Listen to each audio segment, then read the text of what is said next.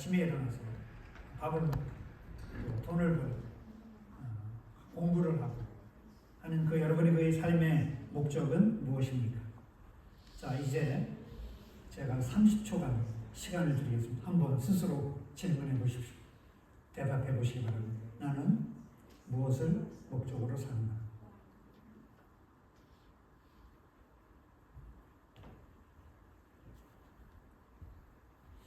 예. 자, 이제 옆에 사람하고 서로 나누겠습니다.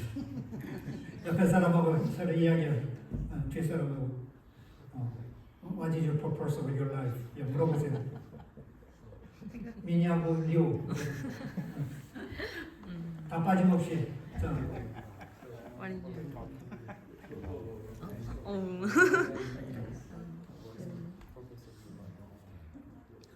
자, 다 대답해 보세요. 나는 왜 사는지, 내 사는 이유가 뭔, 나는 뭐다.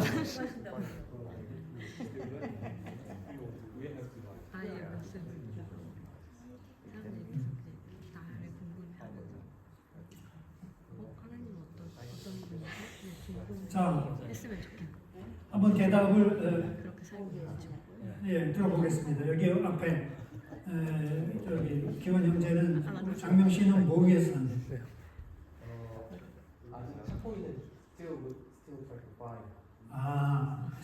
아직 찾고 있는 중이다. 오케이. 그리고 장명 씨, what 기원 said? You asked me, I can't use what he said. 오케이. 그 다음에 우리 저기 목사님, 우리 하이미는 뭐 때문에 산대요? 해피니스. 그리고 하이나 아빠는 뭐 때문에 산대요? Happiness and family. 오케이. 그 리오는 잘 모르겠는데 찾고 있는 중인 것 같습니다. 리오는 모르겠는데 아직 찾고 있어요. 네, 모르겠다고 했습니다. 그 다음에 리오 뭐라고 얘기해요? 민니는? 뭐라고요? 영어로 영어로 못해. 한국말로? 아직 잘 모르겠어요. 잘 모르겠어? 네. 오케이. 네. 그 다음에 로이스, 안드류는 뭐 때문에 사는데? 아직 모르겠어. 그 다음에 안드류, 로이스. Lives for God. live for God. 하나님 위해 산다. 오케이. 그 다음에 딜런, what he said? For Jesus Christ and for the For Jesus Christ. Yeah, because of the blessings. blessing. 오케이. 그리고 딜런은 뭐 때문에 산대? 사랑? For love. Love of God, love of people. 오케이. 그 다음에 우리 권사님. 아침에 눈 떠서 오늘 저녁에 잠 잘 잘 수 있기를 잠자는 걸 위해서 인생 목적이 잘 자는 거야. 어차피 우리 저기 공동묘지가는 뭐 영원히 할 텐데. 밤에 못 잡아야. 버키, what is your purpose of your life? To live for God and His will, but low-key also to have a stable life. 오케이. 예. 그 다음에 우리 리비는 뭐라고 그러세요? 김정만 권사님. 인생 후반부에 하나님을 위해서. 하나님을 위해서. 인생의 전반전은 가족과 이제 아이들을 위해서 살았어요. 근데 제 나이가 인생의 후반전이잖아요. 선셋, 트와일라이트 이제 잠깐 있으면 가요. 그러니까 이 남은 인생을 선교하는 데 쓰겠습니다. 주님의 복음을 전하는데 선교하는 데 쓰겠다. 예. 굉장히 중요한 말씀이죠. 제가 이걸 물어봤어요. 제가 이제 여기 현지 친구들 만나면은 너는 뭐 때문에 사냐 하는 질문을 해요. 사실은 굉장히 중요한데 우리가 많이 잊어버리고 사는 질문이죠. 그런데 첫 번째 많은 대답은 뭐냐면 모르겠다. 혹은 인생의 목적이나 의미가 필요 없다는 대답입니다. 우리는 다 죽을 수밖에 없고 그러니까 무덤이 유일한 목표다. 그러니까 너무 자신을 심각하게 대하지 말고 그냥 삶을 오는 대로 맞이해서 최대한 즐기다가 죽으면 된다.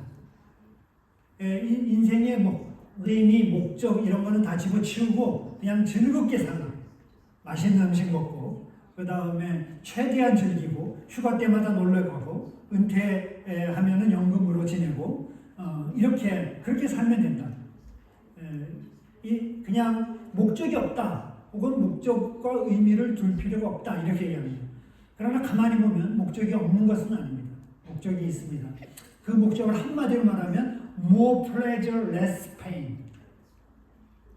그게 많은 사람들의 인생 목표예요. more pleasure, less pain. 더 즐기고 덜 고통받자. 그 다른 말은 해피니스죠.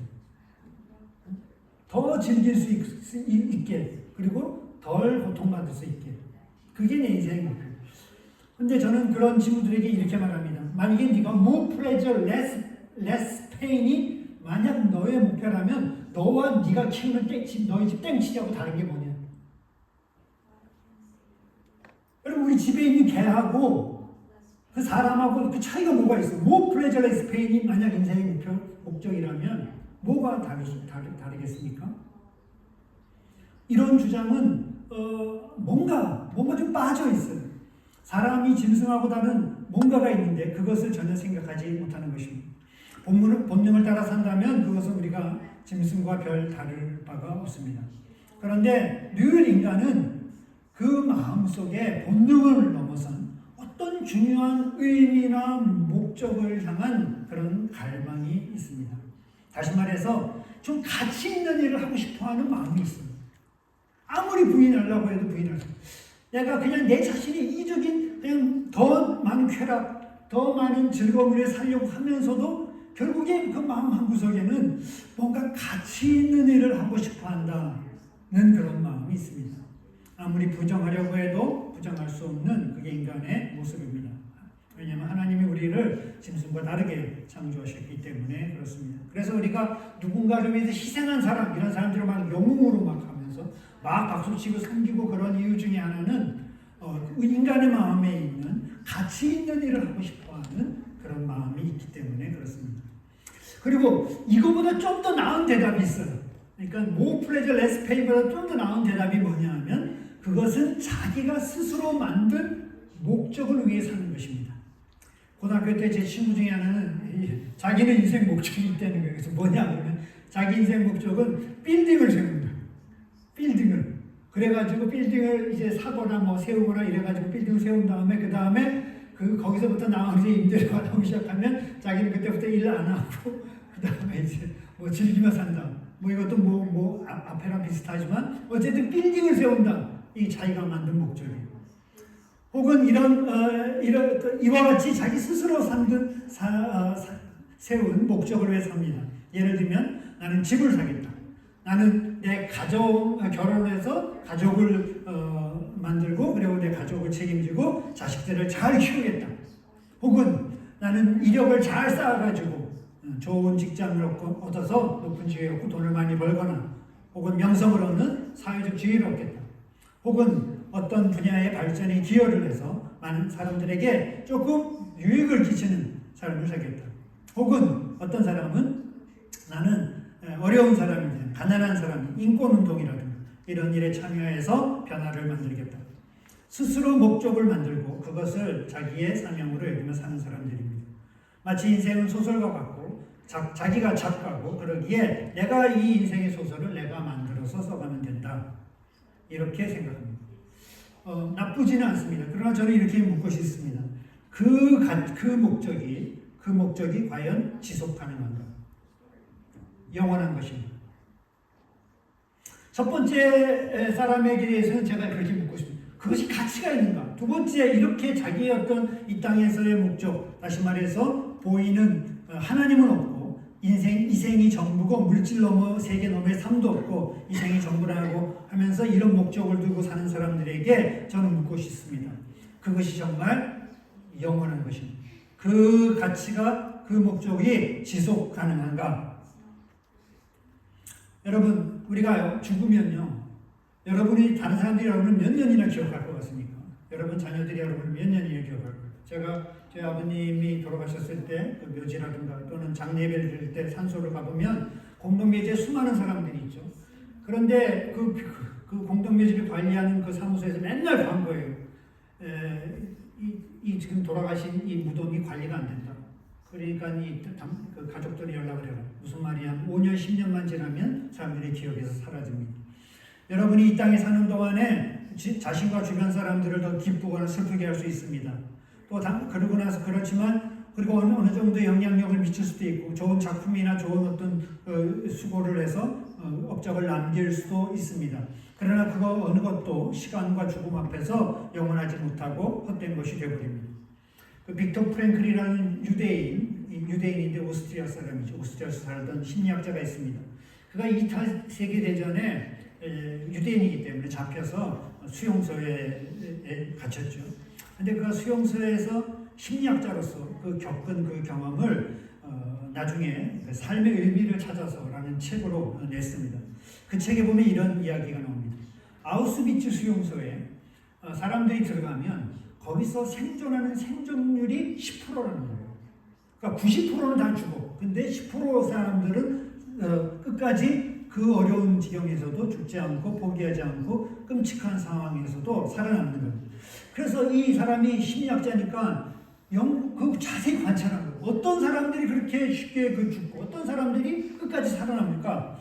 그걸 잘 봤더니 그 차이가 있었던 거예요. 차이가. 그것은 뭐냐 하면 내가 여기서 비록 수용소지만 내가 여기서 살아야 할 인생의 목적과 사명이 있는 사람, 그리고 그 목적과 사명이 지속 가능하고 영원하고 이생을 초월한 그런 목적을 가진 사람은 끝까지 살아가는 거예요. 근데 이런 목적이 있잖아요. 아무리 훌륭한 지위를 갖고 있고 가족이나 명성이나 지위나 부나 성공, 세상에서 우리가 보통 설정하는 그런 목적을 갖고 있는 사람들이 그 극한 상황 속에서 죽음 앞에서는 아무런 힘을 발휘하지 못하고 다 쓰려고 하는 거예요. 그러나 반면 이생을 초월하고 깊고 경건한 영원한 목적을 가진 사람들은 그 고난 속에서도 끝까지 살아남는 것을 관찰하는 거죠. 여러분이 지금 여러 가지 목적을 얘기해서 해피니스도 있고 주님을 위해서 살기도 하고 가족을 위해 살기도 하고 모든 것이 있습니다. 여러분이 갖고 있는 그런 인생의 목적 혹은 인생의 그런 붙잡은 사명을 두 가지 시금석으로 비춰봤을 때 그것의 진리를 가를 수 있습니다. 그것은 뭐냐면 그것이 가치가 있는가. 여러분이 지금 추구하는 그 목적이 가치가 있는가. 두 번째, 그것이 영원한가. 제가 언제 한 번은 아프리카를 가는데 누가 후원을 해주셔갖고 현금을 이 파운드를 주셨어요. 제가 파운드를 가지고 가서 아프리카에 도착해서 파운드를 가지고 환전소에 가서 이 아프리카 그 우간다 돈으로 우간다 실링이라고 우간다 실링으로 딱 바꾸려고 그러는데 그 사람이 안 된다는 거예요. 그래서 내가 왜 안 되냐 그랬더니 네가 갖고 있는 돈은 스코틀랜드 빌은 익스체인지가 안 되고 오직 영국 잉글리시 빌 바꿔준다는 거죠. 제가 그걸 보면서 이렇게 깨달았습니다. 어느 세계를 지나가면 더 이상 쓸모없는 것들이 있구나. 영국에서 스코틀랜드에서 갖고 있는 돈이 한국에서 갖고 온 돈이 딱 아프리카 가는 순간 더 이상 쓸모가 없는 거죠. 마찬가지로 만약 여러분이 갖고 지금 주장하고 끝까지 붙잡으려 하는 그 가치가 죽음이라는 문을 통과하고 그 다음에 그것을 지났을 때 과연 그것이 쓸모가 있을까? 가치와 시간 이 두 가지로 여러분의 가치를 한번 재보세요. 저는 오늘 이 시간 영원히 지속되면서도 가치 있는 그런 인생의 그런 사명에 대해서 이야기하려고 합니다. 오늘 성경에는 나오는 한 사람은 사실 목적도 없고 인생의 사명도 없이 그냥 우리처럼 평범하게 살던 한 사람이었습니다. 그런데 그 사람이 어떤 여정을 떠나면서 하나님을 만나게 되고 그 하나님을 만나면서 그가 붙잡아야 될 영원한 가치가 있는 인생 사명을 만나게 됩니다. 저는 늘 이런 스토리를 너무 좋아해요. 이런 전이가 있는 스토리를 너무 좋아해요. 그리고 왜 그게 좋냐면 그게 진짜 그러니까 저의 삶과도 이렇게 유추가 되고 비교가 되고 또 비슷하기 때문에 그렇습니다. 오늘 저는 여러분에게 이 한 사람을 통해서 우리가 어떻게 영원한 가치가 있는 하나님의 사명을 붙잡을 수 있는지 그리고 그것을 어떻게 만날 수 있는지를 잠깐 나누려고 합니다. 그 사람의 이름은 누구냐 하면 사울이었습니다. 어느 성경은 그가 얘기하기를 베냐민 지파 사람이었고 기스라고 하는 사람의 아들이었다 이렇게 얘기하고 있고 특별히 그의 외모가 준수하고 준수했다는 아주 핸섬이네 잘생겼다는 거죠. 그리고 키가 다른 사람보다 모관하면 더 컸다는 거예요. 굉장히 아주 인물이 좋았던 인물입니다. 근데 그는 그에 대해서 이야기할 때 그가 무엇을 위해 살았는지는 얘기하지 않고 있어요. 그런데 어느 날 그 아버지가 그에게 어떤 명령을 합니다. 그것은 뭐냐면 내 아버지 잃어버린 암나귀들을 찾아오라는 것이었습니다. 그래서 이 아들은 아버지의 명을 받들어서 자기 사환 한 명을 데리고 암나귀를 찾으라는 사명을 받고 길을 나서게 됩니다. 그리고 이 길을 나서는 여정이 정말 영원한 가치가 있는 그런 목적을 발견하는 데까지 이르게 되죠. 그래서 이 사울은 이제 그 사환을 데리고 이곳저곳 오늘 성경 보니까 이 지역 저 지역을 가면서 그 암나귀들을 찾아 헤맸습니다.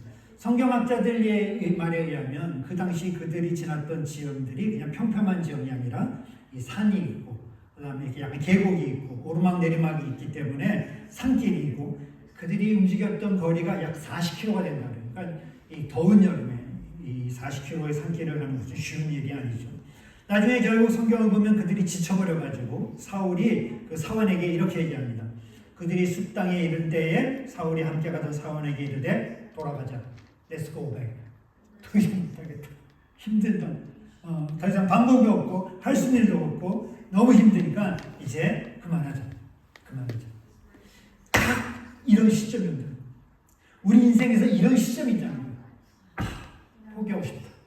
더 이상 못하겠다. 길이 보이지 않는다. 너무 깜깜하다. 다 이런 거예요. 세상적으로 보면 참 어려운 때고 고난의 때고 힘든 때지만 그때 하나님께서는 새로운 문들이 열립니다. 어떻게 열리냐면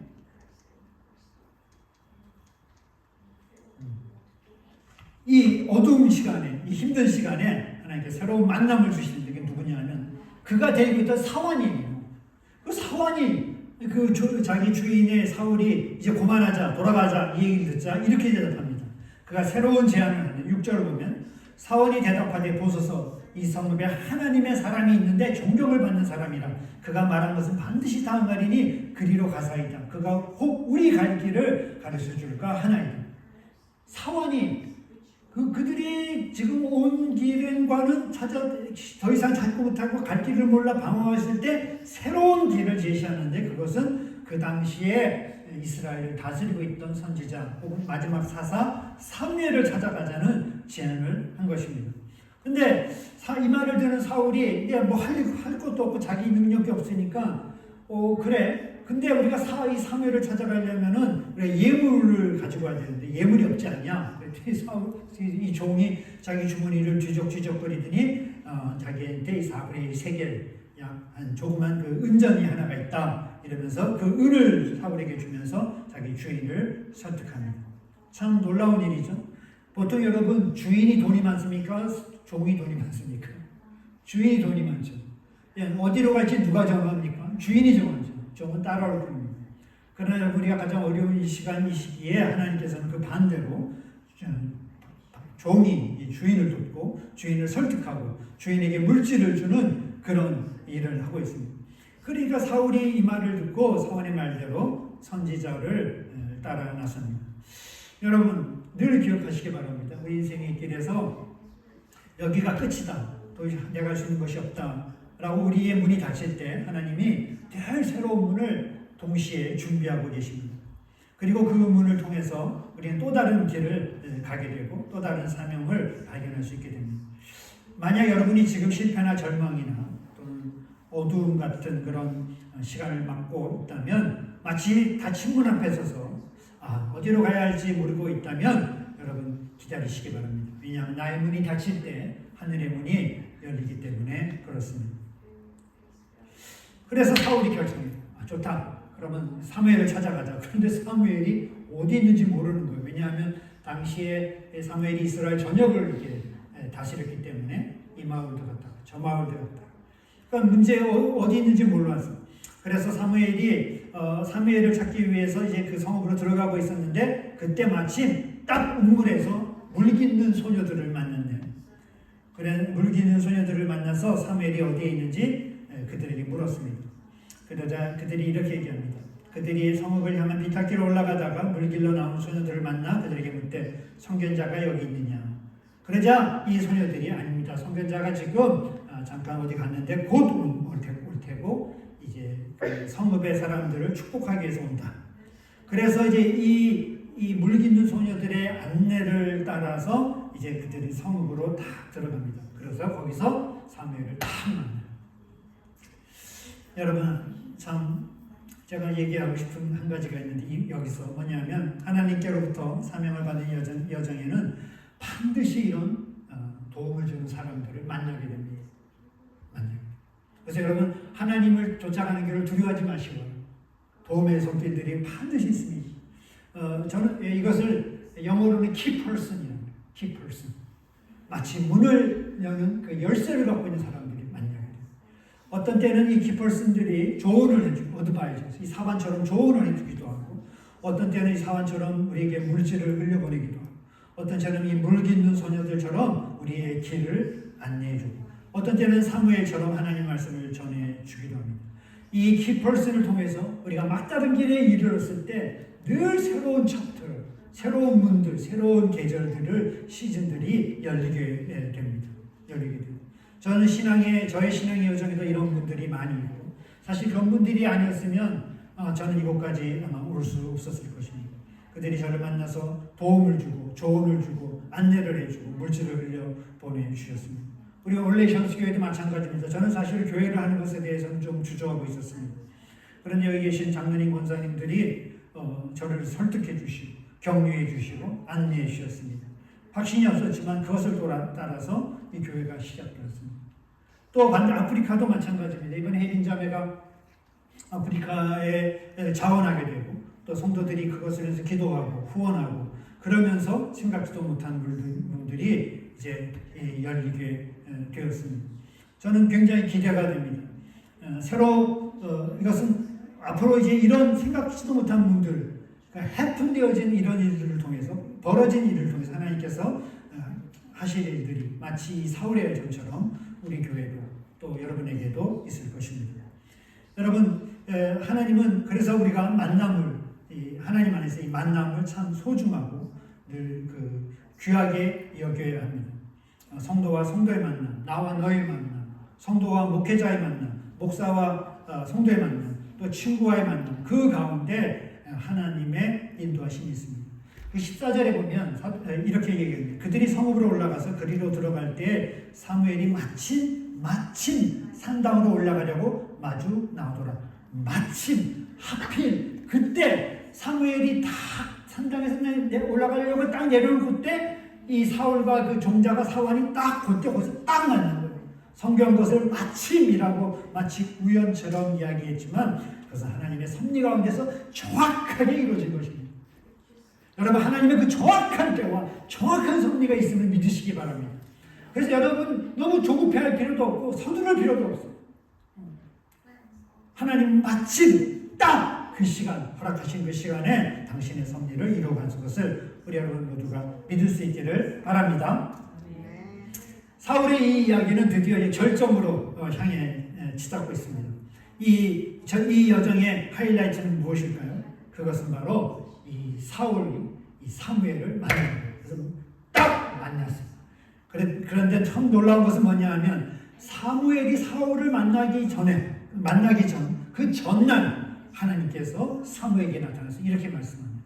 오늘 읽지 않았지만 15절 말씀 보면 사울이 오기 전날에 여호와께서 사무엘에게 알게 하여 이르시되 내일 이맘때에 내가 베냐민 땅에서 한 사람을 내게로 보내리니 너는 그에게 기름을 부어 내 백성 이스라엘의 지도자로 삼으라. 하나님이 이미 사울이 오기 그 전날 사울을 위해서 사울에게 주시고자 하는 사명을 준비해 놓고 계신 것입니다. 사랑하는 성도 여러분, 사명은 이미 준비되었습니다. 사울의 여정이 시작되었을 때 그 사명이 벌써 같이 시작됩니다. 마치 모리아산에서 아브라함이 자기 아들을 이삭을 제물로 드려갈 때 반대편에서 하나님께서는 그 양을 이미 준비하신 것과 똑같습니다.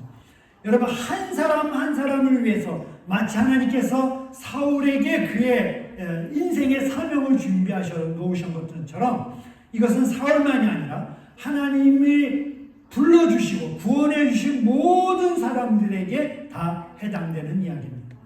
우리가 하나님이 우리를 부르셨다. 그래서 소명이라고 합니다. 그러나 그 소명에는 하나님 우리를 부르시고 우리를 구원하신 그 안에는 사명이 반드시 함께 있습니다. 아브라함을 부르신 하나님은 네가 열방의 아비가 될 거라는 사명을 주셨습니다. 모세를 부르신 하나님은 네가 이집트에서 이 이스라엘 백성을 구원하여 낼 것이라는 구원자의 사명을 주셨습니다.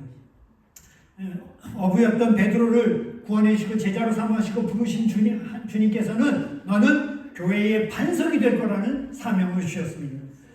교회의 핍박자였던 사도 바울을 부르신 주님께서는 너는 이방인의 사도가 될 것이다 라는 사명을 주셨습니다. 하나님의 부르시면 사명이 있습니다. 그 사명이 없는 사람은 한 명도 없습니다. 여기 앉아있는 한 사람 한 사람도 여러분의 나이나 성별이나 여러분의 국가나 여러분의 인종이나 상관없이 하나님이 여러분을 부르셨다면 여러분을 통해서 이루시고자 하는 계획하신 하나님께 여러분이 부여하신 독특하고 유니크하고 여러분만이 할 수 있는 그 사명을 여러분에게 주신 줄을 여러분 믿으시기를 간절히 바랍니다. 여러분 정말 어렵습니다. 제가 지금 믿으시기를 바랍니다고 강력하게 얘기를 해도 아직 이거를 믿어야 되나 말아야 되나 의심하는 분들이 벌써 얼굴 표정에 나타나요. 나 같은 자가 무슨 사명이야. 내 나이를 봐. 내가 뭐 할 수 있는 게 뭐가 있어. 내가 뭐 능력이 있어. 예, 그런 의심을 하는 사람이 있어요. 그런데 이런 사명은 이 준비된 사명을 받지 못하는 그 이유 중에 하나가 바로 의심이에요. 과연 하나님이 나 같은 자에게도 무슨 사명을 주실까? 나도 자격이 될까? 오늘 사울도 똑같은 의심을 했어요. 그가 하나님께서 사무엘이 하나님께서 너를 부르셨다 이렇게 했더니 그 뭐라고 얘기하면 21절에 보니까 사울이 대답하여 이르되 나는 이스라엘 지파의 가장 작은 지파 베냐민 사람이 아니니까 또 나의 가족은 베냐민 지파 모든 가족 중에 가장 미약하지 아니하나이까 당신이 어찌하여 내게 이같이 말씀하시나이까 요즘으로 말하면 나는 흑수 중에 흑수저요 내세울 것이 아무것도 없는 집안입니다. 우리 가문이나 지파나 우리 집안도 사실 그 당시에는 동일시했죠. 우리 아무것도 볼품없는 그런 사람입니다. 이렇게 자기 자신에 대해서 하나님의 부르심 앞에서 의심하고 있는 것입니다. 여러분 그러나 기억하시기 바랍니다. 하나님께서는 언제나 약한 자를 들어 강한 자를 부끄럽게 하십니다. 뿐만 아니라 사실 이 사울은 그가 말한 것처럼 그렇게 비천한 자가 아니었어요. 왜냐하면 오늘 성경 본문 9장 2절에서 이렇게 얘기합니다. 기스에게 아들이 있으니 그의 이름은 사울이요 준수한 소년이라 이스라엘 자손 중에 그보다 더 준수한 자가 없고 키는 모든 백성보다 어깨 위만큼 컸더라. 그 개인적으로 봐도 그 인물이라든가 키라든가 여러 가지 부족함이 없는 겁니다. 그러나 그가 왜 그러면 그렇게 자신의 사명에 대해서 의심하고 스스로를 확신하지 못했을까요? 왜냐하면 그는 세상이 쉬운 프레임, 세상이 말하는 것에 휩쓸렸기 때문에 그렇습니다. 세상은 잘나고 똑똑하고 배경이 좋고 집안이 좋고 그 지파가 큰 인구수라든가 땅도 많고 이래야 되는데 그렇지 못한 사람들을 사람들을 우선하고 그렇지 못한 사람들은 패배자로 여깁니다. 그러나 여러분 우리가 부족한 수는 있으나 자격이 안 되는 것은 아닙니다. 하나님 앞에서 부족할 수는 있죠. 자격이 안 되는 것은 아닙니다.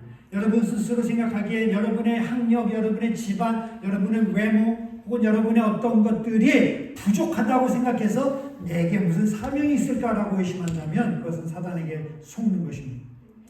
여러분 나에게 주신 사명을 찾는 것을 의심하지 마시기 바랍니다. 할렐루야. 그럼에도 불구하고 아직도 아멘 안 하시는 분들이 계신데 저는 이해해요. 왜 그러냐? 두 번째 이유가 아니라 이 사명이 내 사명이라고 여기서 두 번째 이유. 그것은 뭐냐면 당나귀의 마음을 빼앗겼기 때문에 그런 거예요. 당나귀. 사울이 오늘 첫 번째 아버지가 부탁한 게 뭡니까? 당나귀를 찾아오라. 여러분, 당나귀라는 것이 어떤 것입니까? 그 당시에는 당나귀는 귀족들 혹은 부자들만이 가질 수 있는, 소유할 수 있는 중요한 재산이고 값비싼 자산입니다. 요즘으로 말하면 아주 고급 승용차 정도 되죠. 부자들은 나들이 할 때 당나귀를 타고 다녔다고 그러죠. 당나귀들이 뜻하는 것이 무엇입니까? 그것은 당장 눈앞에 보이는 이득 혹은 눈앞에 보이는 손실을 상징합니다. 여러분, 세상에 많은 젊은이들이, 사람들이 당나귀 사명 때문에 왕의 사명을 받지 못합니다. 당나귀 때문에, 당나귀 쫓아다니느라고, 잃어버린 당나귀 찾느라고 자기가 왕이라고 하는 왕의 사명을 깨닫지 못합니다. 얼마나 안타까운지 몰라요. 얼마나. 그리고 자기가 쫓는 당나귀가 찾을지 안 찾을지도 모르고 사실 못 찾았죠. 그럼에도 불구하고 그것이 자기 인생의 목적이고 사명인 줄 알고 그것을 쫓아서 당나귀를 쫓아다니다가 인생을 다 소비합니다. 여러분, 여기 나이 드신 분들 생각해보세요. 이미 하나님께서 초등학교부터 여러분들을 부르셨어요. 사울과 같은 여정에 이미 여러분이 다 초대됐어요. 하나님이 계획하신 주시고자 하는 그 사명을 만날 수 있도록 여러분이 이미 여러분의 삶 속에서 여러 번 초대했어. 그런데 여러분이 그걸 다 무시했어. 왜? 당나귀 때문에.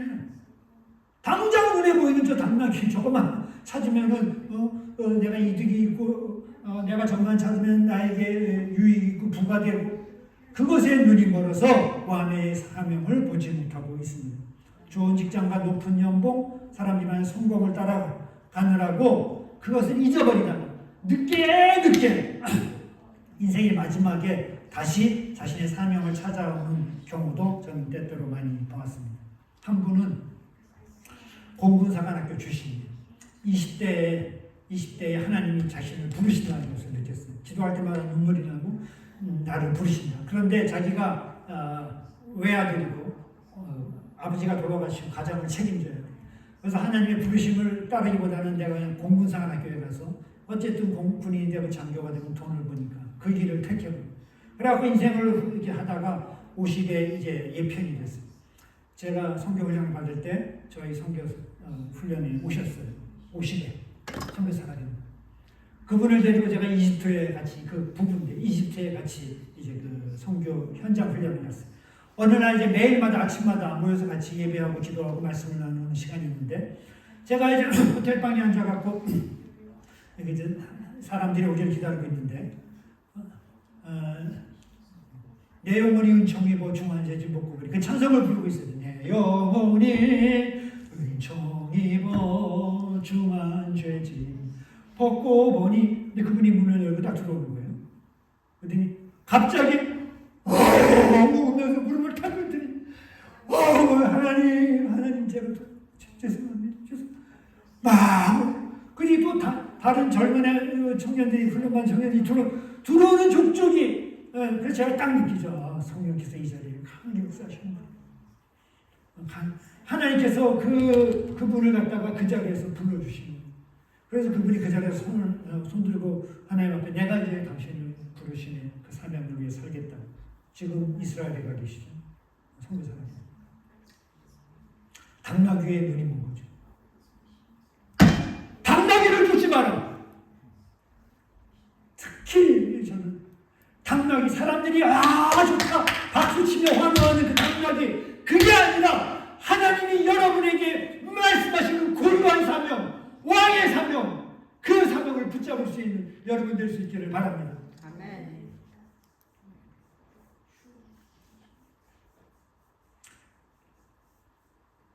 오늘 당신은 무엇을 쫓고 있습니까?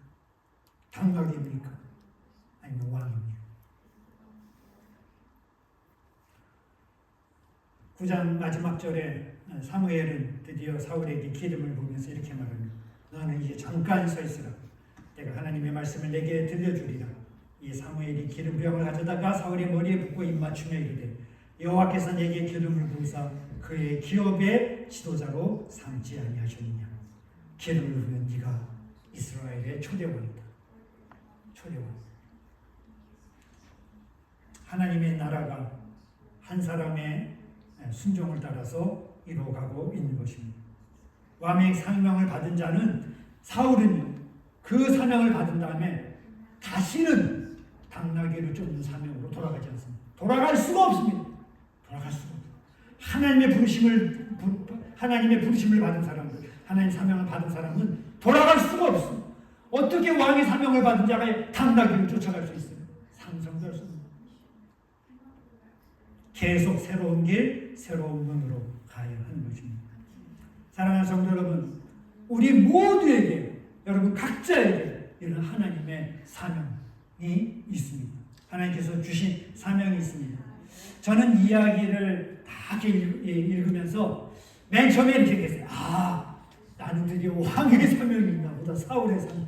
근데 나중에 하나님께서 저에게 깨닫게 했어요. 야, 너는 사울의 사명이 아니야.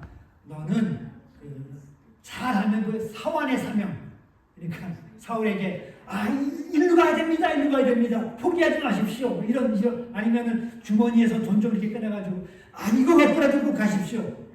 아니면 이런 그런 사환의 사명. 아니면 그것도 아니야. 아니면은 물 깃는 소녀. 그냥 물 깃다가 그냥 사울하고 오니까 사울이 이제 물어봤겠죠. 사무엘 만나면 어디로 가야 됩니까?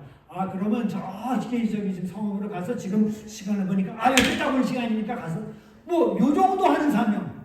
사람들에게 일로 한번 길로 한번 가보지 않을래? 이게 혹시 네 사명이 아닐까? 한번 이런 정도의 사명, 그 정도의 사명이 저의 사명이 아닐까?